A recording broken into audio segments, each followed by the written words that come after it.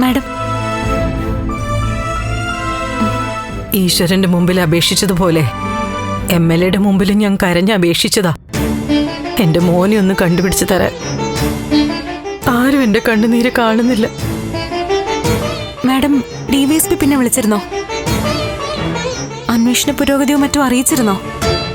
പോലീസിലുള്ള വിശ്വാസം എനിക്ക് എന്നെ നഷ്ടപ്പെട്ടു.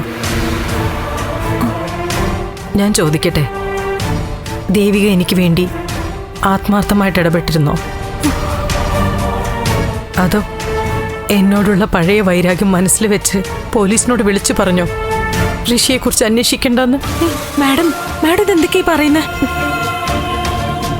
എനിക്കിപ്പോൾ ആരെയും വിശ്വാസമില്ലാണ്ടായി. മുമ്പൊരു സമയത്ത് എൻ്റെ വിശ്വാസവും പ്രതീക്ഷയൊക്കെ ആയിട്ട് ഒരാൾ എൻ്റെ കൂടെ എനിക്ക് വേണ്ടിയിട്ടുണ്ടായിരുന്നു. നീ ദേവിക. എൻ്റെ സത്യവും സങ്കടങ്ങളൊക്കെ മനസ്സിലാക്കി നീ നിന്റെ വീട്ടുകാരോടും ഭർത്താവിനോടൊക്കെ എനിക്ക് വേണ്ടി ബാധിച്ചു. നന്ദനുമായി അഭിപ്രായ വ്യത്യാസം വന്നിട്ടും അകലുമെന്നുള്ള നില വന്നിട്ടും പോലും എന്നെ നീ കൈവിട്ടില്ല. ഋഷിയെ തിരികെ ജീവിതത്തിലേക്ക് കൊണ്ടുവരാൻ എൻ്റെ കൂടെ നിന്നു. നീ എന്നെ മാഡം എന്ന് വിളിക്കുമ്പോൾ അമ്മയെന്ന് വിളിക്കണമെന്ന് ഞാൻ തിരുത്തി. മകളോടുള്ള വാത്സല്യം തന്നെ നിനക്ക് തന്നു. ഋഷി എനിക്ക് മകനും നീ എനിക്ക് മകളുമായി. പക്ഷേ ഒരു ഘട്ടത്തിൽ ആ മകൾ എന്നെ തള്ളിക്കളഞ്ഞു. ഇപ്പോഴിതാ മകനും കൈവിട്ടു പോയി. മാഡം, കഴിഞ്ഞതിനെ കുറിച്ചൊക്കെ പറഞ്ഞ് വിഷമിക്കണ്ട. ഭാവിയെക്കുറിച്ച് പ്രതീക്ഷയൊന്നുമില്ലാത്തവർക്ക് കഴിഞ്ഞു പോയ നല്ല കാലങ്ങളേ ഉള്ളൂ ദേവിക ഓർമ്മിക്കാൻ. ജീവിക്കാൻ ആ ഓർമ്മകൾ വേണം. മാഡം, എല്ലാം ശരിയാവും. ഋഷിയും തിരിച്ചു വരും. വിഷമിക്കാതിരിക്കെ. സന്തോഷത്തിന്റെ നടുവിൽ നിൽക്കുന്നവർക്ക് ഇങ്ങനെ വിഷമിക്കാതിരിക്കുന്നുള്ള അച്ചടി വാക്കുകളൊക്കെ പറഞ്ഞ് ആശ്വസിപ്പിക്കാം.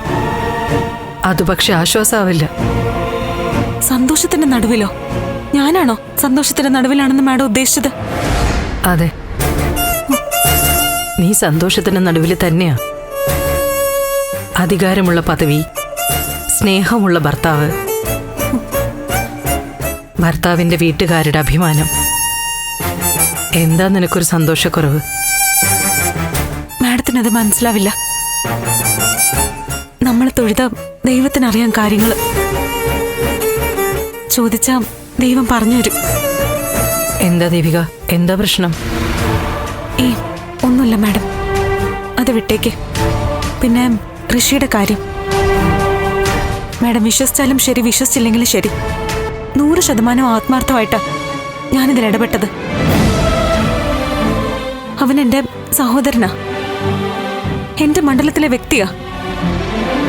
2 തരത്തിലും അവനെ കണ്ടുപിടിക്കേണ്ട കടമ എനിക്കുണ്ട്.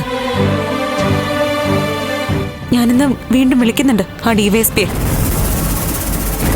ദൈവത്തിന്റെ നടയിൽ നിന്ന് ഞാൻ 100% സത്യസന്ധമായിട്ടാ പറയുന്നേ. ഞാൻ ആത്മാർത്ഥമായിട്ടാ മാഡത്തിന് വേണ്ടി ഇടപെട്ടത്. അങ്ങനെയാണെങ്കിൽ ആ DYSP നമ്മളെ 2 പേരെയും പറ്റിക്കാണ് ദേവിക. അതെ, അയാളുടെ നീക്കങ്ങളിൽ എനിക്ക് സംശയമുണ്ട്. എനിക്കങ്ങനെ തോന്നുന്നില്ല മാഡം. എന്തായാലും ശരി, ഞാൻ ശക്തമായിട്ട് ഇടപെടുന്നുണ്ട്. മാഡം ധൈര്യമായിട്ടിരിക്കെ. നമ്മൾ എത്രയും പെട്ടെന്ന് ഋഷിയെ കണ്ടുപിടിക്കും. ഞാൻ ചെല്ലട്ടെ. ധൈര്യമായിട്ടിരിക്കെ.